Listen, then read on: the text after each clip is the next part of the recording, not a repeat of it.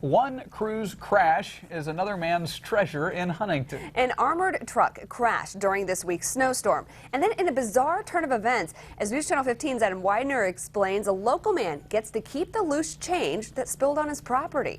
Yeah, he's calling it an early Christmas gift. That armored truck was carrying $15,000 in cash and change during the crash. Now the lucky property owner and some other treasure hunters have reaped the benefits of an unusual accident.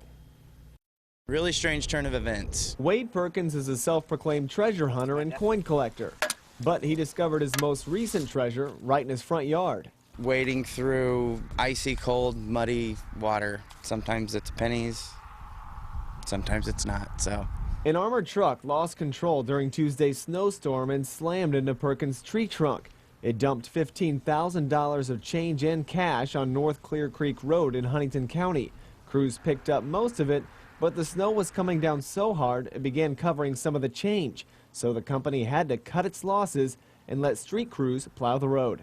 I had no estimates on what was lost or washed to the side of the road. On one side of the road, the change was fair game, but has pretty much been picked dry besides a few pennies.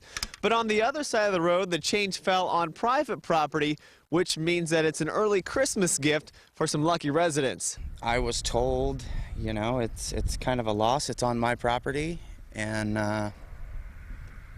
that's that. So far, Perkins has 3 buckets half full of mostly 50-cent pieces. Police have even intervened because he and his neighbors have had some problems with trespassers.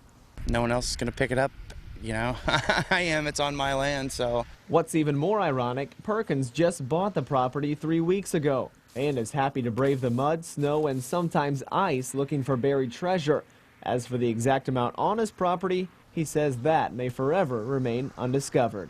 A lot of people spend their entire life wishing money would just kind of fall out of the sky and into their yard, and it actually happened to us, so very fortunate.